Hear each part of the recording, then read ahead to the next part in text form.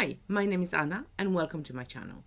Today we are starting our first tutorial to support my Tunisian Crochet Stitch Dictionary book, which is full of 150 gorgeous Tunisian crochet stitches, anything that your heart will desire. So I was debating whether to start this tutorial from the beginning, which cover how to start, how to make the simple stitch and purl stitch. With so many tutorials available on YouTube, it was kind of a difficult choice. However, I did decide to start from the beginning. But there will be few changes, so I will start with a simple stitch, with a Tunisian simple stitch and a Tunisian purl stitch, and show you how to work in rows and rounds in this tutorial. If you would like to skip immediately to the rounds, if you have done the rows, then please do keep to the time given in the description box below. I am not going to cover the slip knot and chains. I will show you how to do it as I'm doing it. Before we start our tutorial, I would like to discuss Tunisian crochet hooks, which is quite a vital part of Tunisian crochet, obviously. So if we have a look at the selection I have here. So the most traditional hooks are these ones. So these ones have been used for years and years and years. These are the long one, usually with a knob on the end and the hook on one side. So these are the Afghan ones. So you gather all your stitches and then you get rid of them. I find them quite cumbersome. I find them too large. They are quite heavy as well. So when you gather all your stitches, depending how long it is, how many stitches you have, they can get quite heavy. So those traditional Afghan hooks come in a variety of materials, aluminium, acrylic, like this one here. As you can see on this one as well, it has a completely rounded tip, which renders it completely useless, to be fair. I love a good point on my hook. So as you can see in this one has a fantastic point. It's a good point and you need it to go into your stitches. So these are the traditional Afghan hooks. I don't personally use them because, again, I don't find them particularly useful. However, you've got nice ones now which are interchangeable. So this one is by Knit Pro and the range is called Ginger. I actually have a whole set of them and they are brilliant. I love them because, again, they are interchangeable, so you can just add your wires at the end. So you screw them on. They have a beautiful point and they are just really, really nice. So I mostly use the interchangeable hooks. However, if you are doing a small swatch or just trying out a technique, then your standard crochet hook will be perfectly fine. Just use one without any handle on it. So those smooth ones, just pure smooth one, and that will be perfectly fine for you. And these ones will be perfectly fine for you to use on a small swatch or a project. You also get some which are double-ended. So these are nice and short hooks. I like them a lot. I use them for small things a lot. But these are designed to be worked in the round. So to work your Tunisian crochet in the round. And we will use them on the second part of the video, when we are actually working in the round. So they come in variety of sizes as well. They are around 15 centimeters long and they are really good, again, for small project or working in the round. So now let's get started with working in the rows. In the book, each pattern is charted and written out. So for the ease, we're going to work from a chart and I'm going to explain to you how the chart works. Tunisian crochet, so each Tunisian crochet row is made up of two actions. So we have the forward pass and the return pass. On the forward pass, we will gather all our stitches on, and on return pass, we get rid of them. Very often in pattern, those two rows are written as one. So you will have the forward pass and at the end you will have return pass as normal or something along those ways. In the book, I wrote them out individually because it's a dictionary and I want you to see every row as it plays out. So this is a chart for a Tunisian simple stitch. So each of those vertical bars represent one simple stitch. The last stitch here has two vertical bars. The reason is because the last stitch is always worked a little bit differently. We want our edges on our Tunisian crochet to be perfect.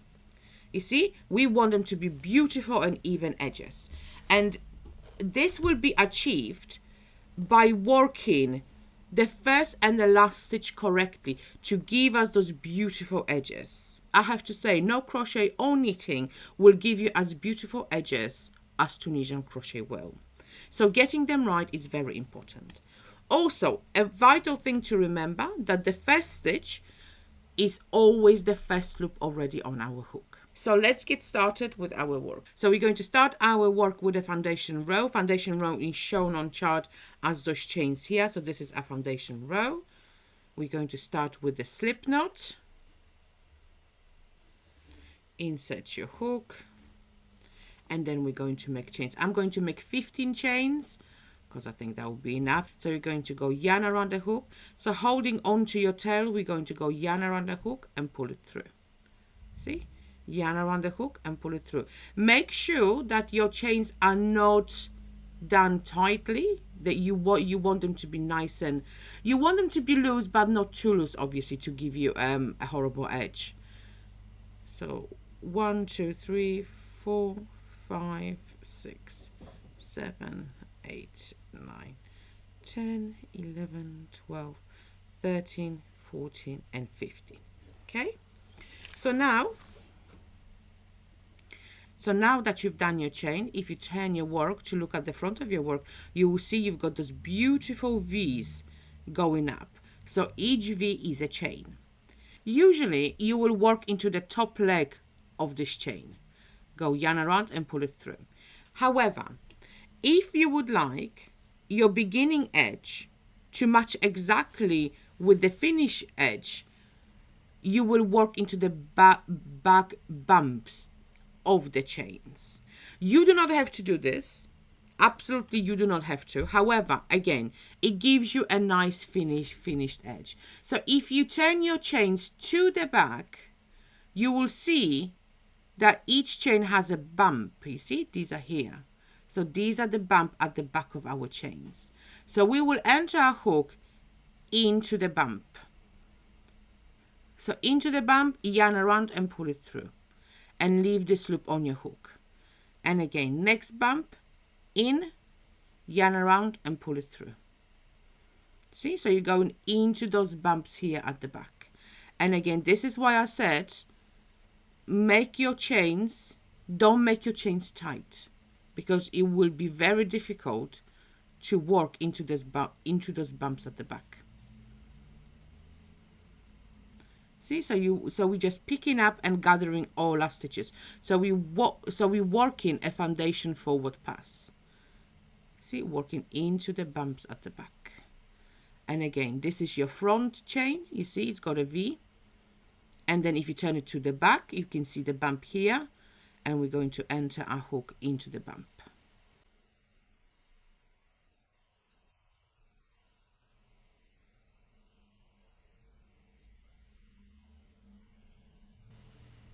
So now that we have collected all our stitches, our work should look like this. So this is a forward pass, you see?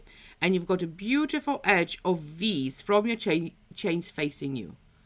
And they create a very nice edge. So now what we have to do is make a return pass. The return pass is very simple things. We're going to basically get rid of all the stitches on our hook until we have one left. So we're going to go, again, holding your work here, so holding your tail, yarn around, pull it through one loop only, and then yarn around the hook, pull it through 2 loops, yarn around the hook, pull it through next 2, and all the way across. So yarn around, pull it through 2, yarn around, pull it through 2, through 2, through 2, until you have 1 loop left on your hook.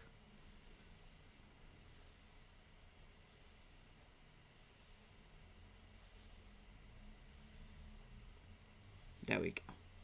And we have 1 loop left.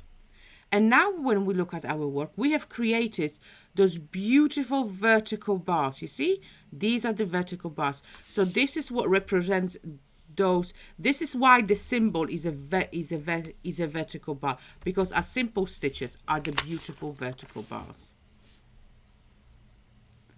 So now on the next row, we will simply work into those vertical bars, always at the front of work. So the wonderful thing about Tunisian crochet as well, we never turn our work. We will always work on the right side. So now we're going to work a forward pass again. A very important thing to remember, that the loop that we now have on our hook belongs to the very first vertical bar here. So now we're not going to work this vertical bar unless we want to increase. If you would like to increase, then you can work into the vertical bar. But this vertical bar, the very first one, belongs to the loop on hook, which is already our first stitch. So now we're going to work into the second one. So it's this one here. So we're going to insert a hook under the vertical bar from right to left, under the vertical bar here, yarn around and pull it through. See? And that's 2 stitches on hook. And again, into the next one. So this is our next vertical bar.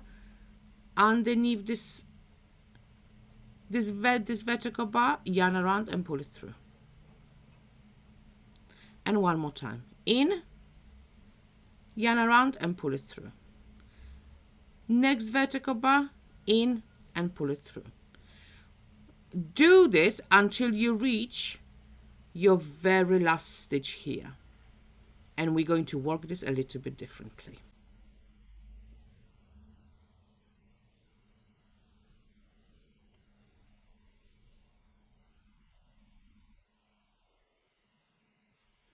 So now we reach the last stitch here. So if you look at your last stitch, you see it has a vertical bar here. If you turn it to the side, if you look at the back of it, it has another strand here. We want to insert a hook under 2 of those strands, you see? So we're going to insert a hook under both of those strands. So that will be the front one and the one at the back. We're going to go yarn around and pull it through. So that will give us a beautiful and stable work without any stretch, and it will give us very nice edges. So this is our forward pass finished, and now we have to do a return pass. And again, yarn around the hook, pull it through the first loop only, and then yarn around the hook and through 2, yarn around the hook through 2, yarn around the hook through 2, through 2, and through 2 all the way across until we have 1 loop left. And we're gonna do, actually what we're going to do is change color at the end. So work until you've got your 2 loops left on your hook. So this is the changing color at the end of a return pass. Grab your new color, yarn around the hook with the new color, and finish off the last stage of the return pass as normal. And now we're going to work with our new color, and again we are going to work 1 more row of simple stitch just to make sure that we get it correctly. Again, we're going to leave this very first vertical bar alone because that belongs to the loop on hook already, and we're going to insert a hook under the next vertical bar, yarn around the hook and pull it through. Next one, yarn around and pull it through, you see, just under the vertical bar. And we're going to do this to the last stitch. Oopsie daisy, I grabbed some strings.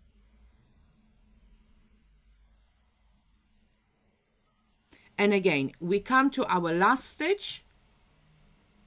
You see, our vertical bar is here. So we look, you see you've got one that is kind of turning here. If you look correctly, so you've got one which is straight and one this is kind of on a turn here. We will work our last stitch into the one which is straight, the one just below the one on a curve.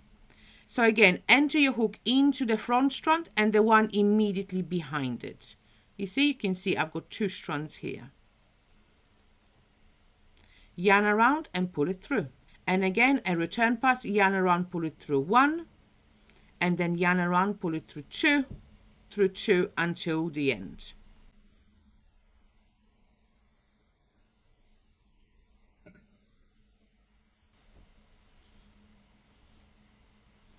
And now what I would like us to do is work a purl stitch.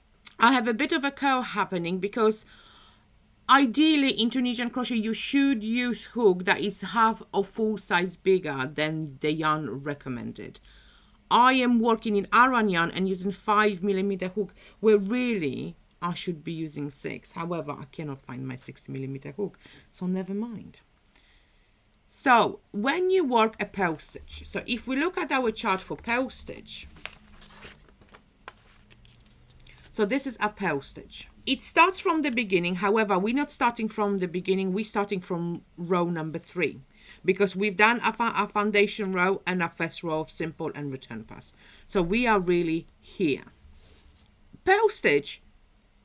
The symbol for Tunisian purl stitch is just a horizontal strike, so like a horizontal line. The first stitch and the last stitch do not change because they will be worked in exactly the same way as before, as on the Tunisian Simple stitch. They never change. The pattern itself happens in the middle, but the first and the last stitch shouldn't really change. And again, the first loop on hook belongs to the very first stitch, so we don't worry about that. We're going to make our first Tunisian purl stitch into the second vertical bar. To do a purl stitch, you're going to place your hook behind your yarn, insert it into the vertical bar from right to left, bring this yarn down so it's placed underneath the hook. You see you have a bump forming underneath the hook. I usually hold it down with my thumb, yarn around the hook and pull it through. And that results in having the strand at the front of your stitch. So that is the bump. This is the purl stitch. It's basically like a purl stitch in knitting. It creates the bump at the front of your work. So now again, place your hook behind your yarn, insert it into the next vertical bar, place this yarn, the working yarn, underneath the hook. So just slip it underneath the hook. So you see it's placed nicely in front of the stitch that we have just entered into. Again, I usually hold it down with my thumb so it doesn't move. I'm going to go yarn around and go through my stitch. And one more time. Hook behind the yarn, into our next stitch, move the working yarn underneath the hook so the strand is lying in front of the stitch. Hold this stitch down with your thumb, so it's basically to kind of uncover the stitch. It's just easier to go through. Yarn around and pull it through the stitch. And this results in beautiful bumps on the right side of your work. So let's do more till the end until we reach the last stitch.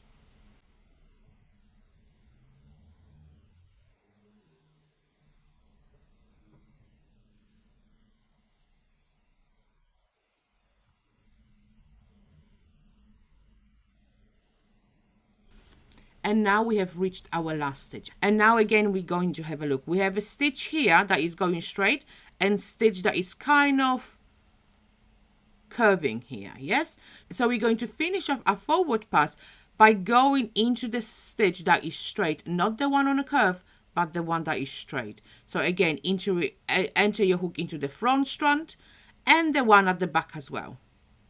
See, into the two strands. Yarn around, pull it through both of the strands, and then a return pass is absolutely as normal. So yarn around, pull it through one, and then yarn around, pull it through two, through two, through two, until you have one loop left.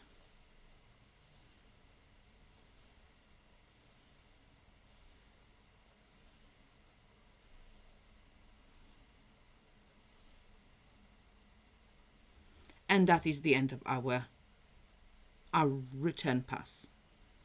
See? So your simple stitch is beautiful. I love simple stitch. I use simple stitch in lots of techniques. It's one of the most useful stitches on the planet. It's the basis of Tunisian crochet and it is just a beautiful stitch.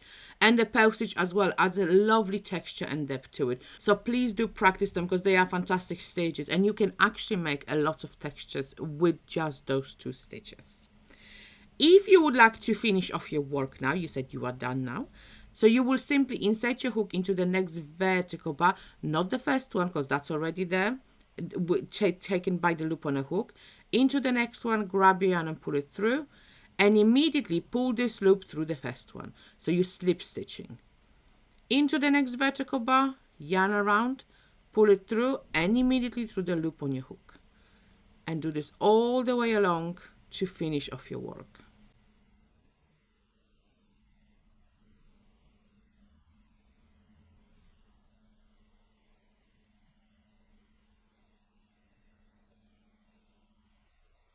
And then the last one, again, we're going to go not in the one that's on a curve, but the stitch that is straight. So you see, you've got 2 stitches. So one on a curve and one just below. And we're going to enter into the below stitch. Into the 2 strands, yarn around and pull it through, yarn around and pull it through, and you can just cut your yarn and pull it tight. So that is finishing off your Tunisian crochet. And you can see the 2 ends, the 2 edges, and you can see the top and the bottom edges are beautifully finished. And that just creates a wonderful effect.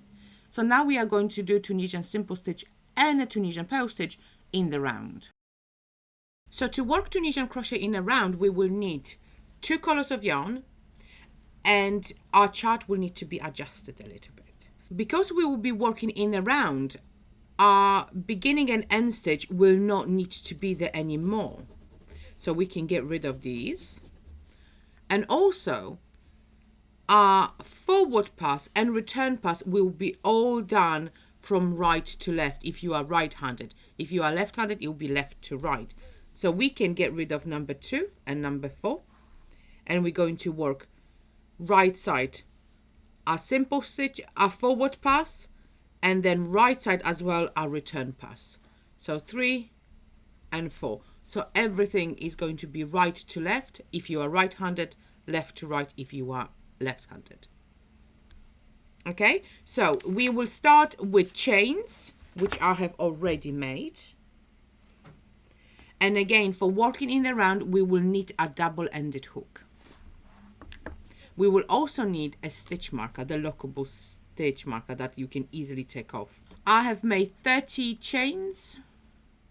Making sure that our chains are not twisted, we're going to slip stitch into the very first chain that we have made to form a loop.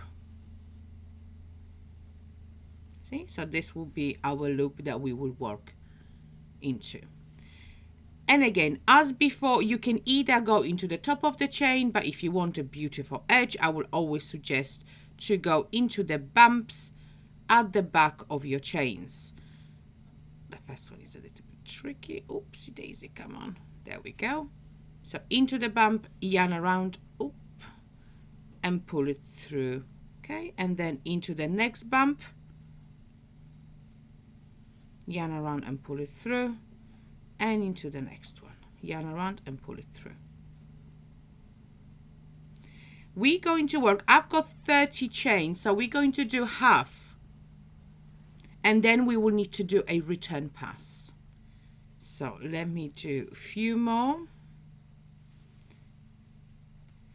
Basically, depending on how big is your work and how big is your hook, but I usually kind of try not to overload my hook. Few more. So we've got a few loops, our forward pass already done, and the rest of our chains are here. So now we can work a return pass. To do this, we're going to turn our work. We're going to grab our contrast color.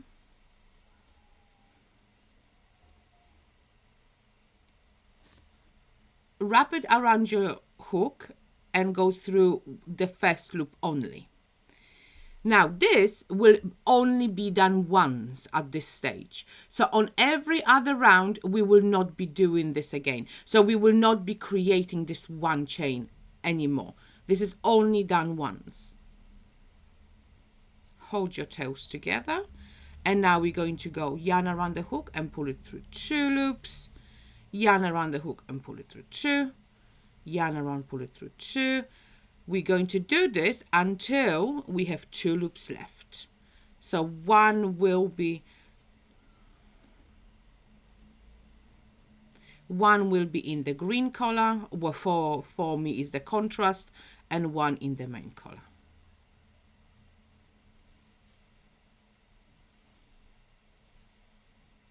And we're going to stop here, you see?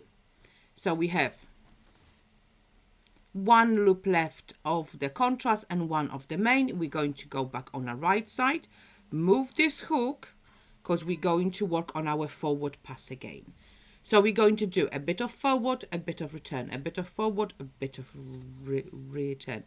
But that just to show you how our return pass is looking now. You see, we've got a vertical pass here in the main color, and the return pass going through in our contrast. So a few more of our pickups. So we're gonna pick up a few more stitches into our bumps.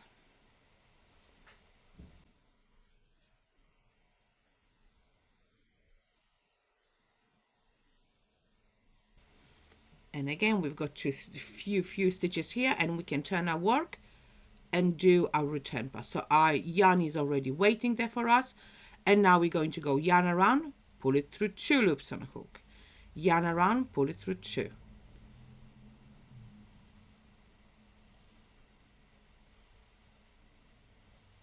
Until we have 2 loops left, 1 in a contrast and 1 in a main.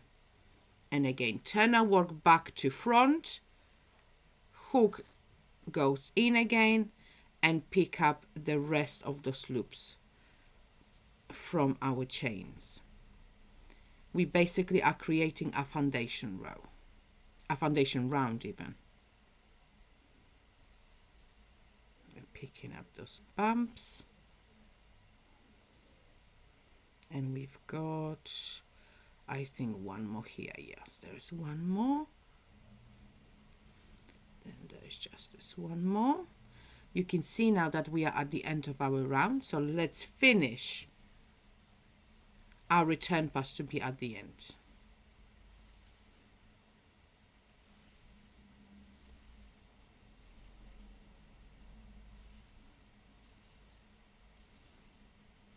And we're gonna stay when we have 2. So now we are ready to start our new round. What I usually do with those tails, I grab them all together and just tie them in a little knot, so they are just out of the way. So then if you just place them down, they will be out of the way, you see? So now we have to start our next round. We don't have a loop on the hook like we had before. So you know, on our chart, the first stitch was always the loop on the hook. We immediately are going through our stitches. So we immediately start picking up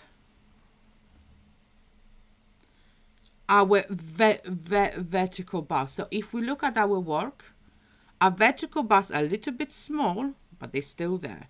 See, our vertical bars are here.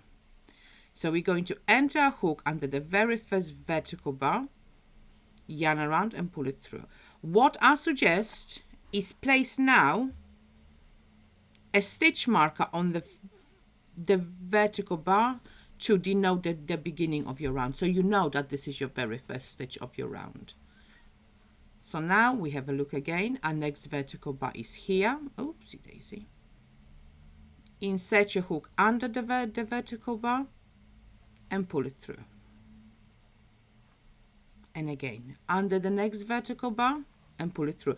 It really helps when you're using 2 colors, so you can really have a clear distinction of where the vertical bar is that you haven't worked.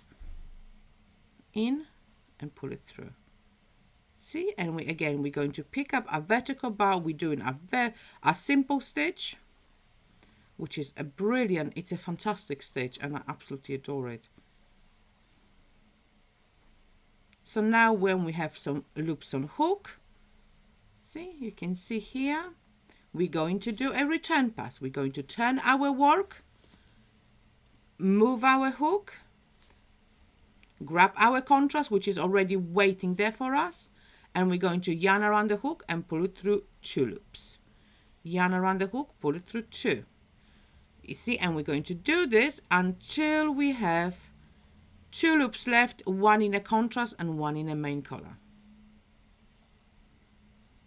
And we're going to stop, and we're going to turn around and work on our forward pass again. So move your hook, and again pick up those vertical bars, yarn around and pull it through.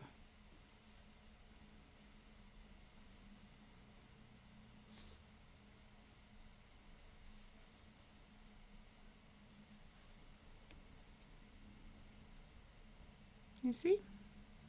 And again, vertical bar and pull it through. When you picked up few,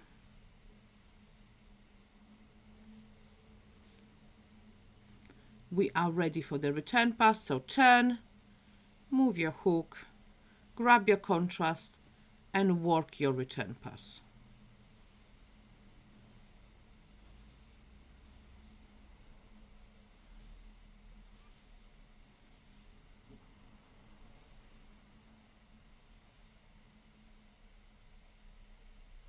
Stop when we have 2 loops, turn, and pick up more loops into the vertical bars.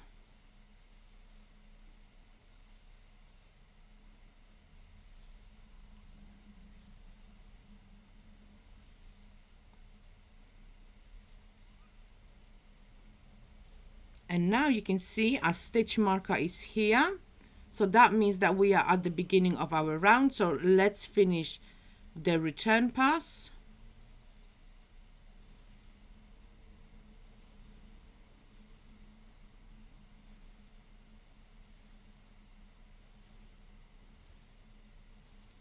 And again, stop when you have 2 loops on hook. And now we are ready to start our next round. See, you can see how our work is shaping. Our vertical bars are becoming really defined now. You can really see them well. And again, our very first stitch is this one here. So we're going to work it with our main color. Move the stitch marker one stitch up. And then, and then again into the vertical bar, the next one, and pull it through. And continue to do so all the way around. Well, continue to do so for a few stitches. And then when you have, when you have few on your hook, we're going to work our return pass, which we're going to turn our work, pick up our contrast already waiting, and through 2, through 2.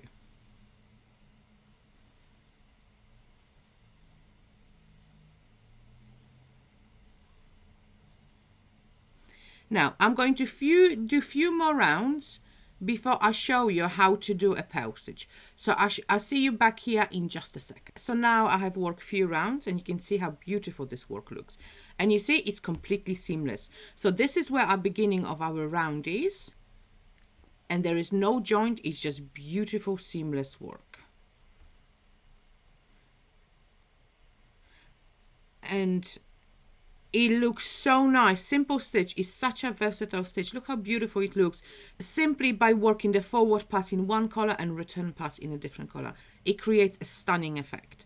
Now we're going to do a purl stitch in a round. So again, when we look at our chart, we're not going to worry about the foundation row already because we already have that done. And we don't have to worry about the first stitch and the last stitch because we are working in the round.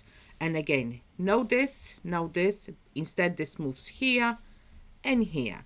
So all we're going to worry about is actually the purl stitches only. So again, the forward pass is going to be worked in one color, the return pass is going to be worked in a different color. And all of this is work from one side to the other, always starting from right to left, or if you are left-handed, from left to right.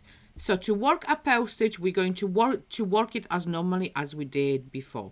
The hook goes behind the yarn. We're going to enter a hook into the vertical bar, move this yarn, the working yarn, underneath the hook, yarn around, hold the loop down with our hook and pull it through. Okay, and we're going to do this for a few more stitches. Oh, hold on, I forgot to move my stitch marker up. There we go.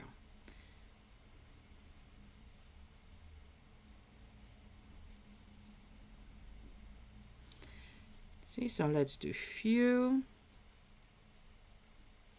And when we have few of them, we can start our return pass.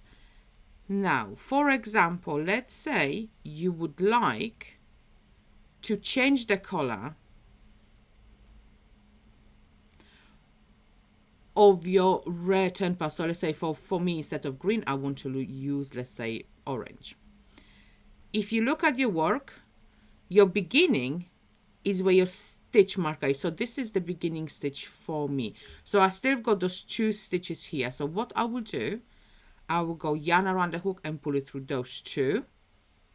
And now, on return passes, I will grab my new color that I want to use, place it on my hook, and work the return pass in my new color.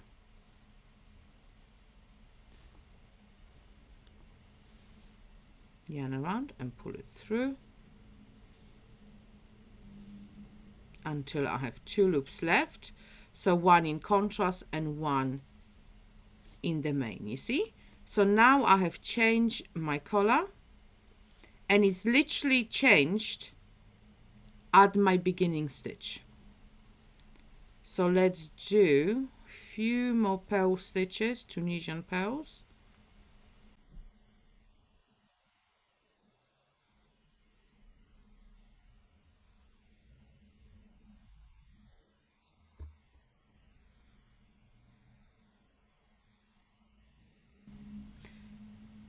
And now we can work the return pass.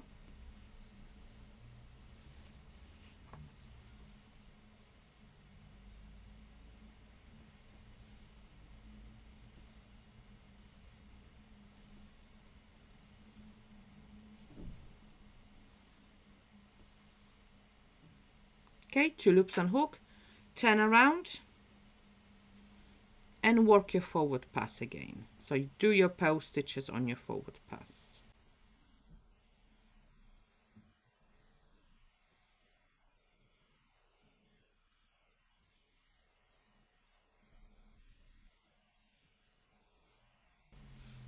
When you have few on, turn around.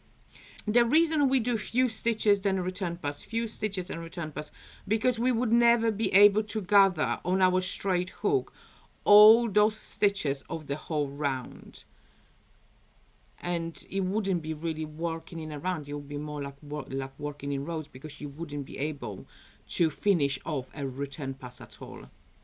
So we've got 2 more stitches here until the end of our round.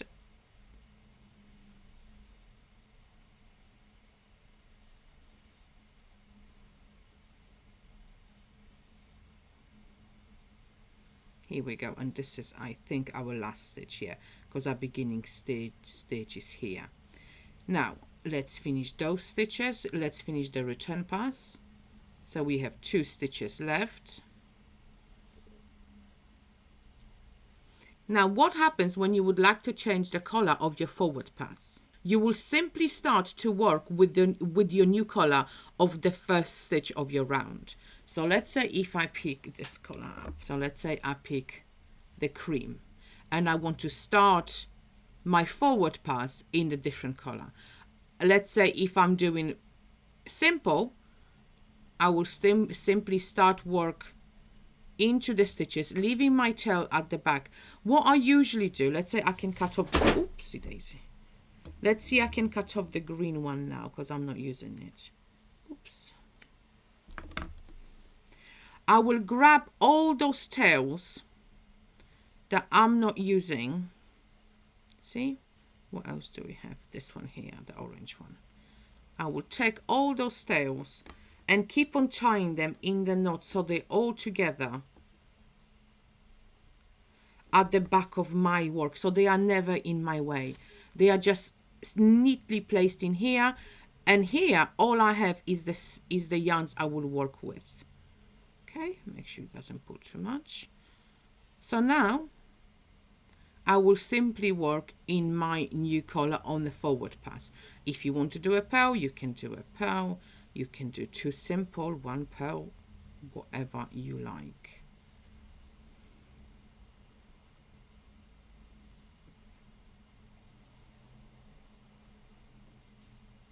And a purl. And again, I'm going to use for return pass, I'm using my orange yarn. So just work in your orange yarn as normal.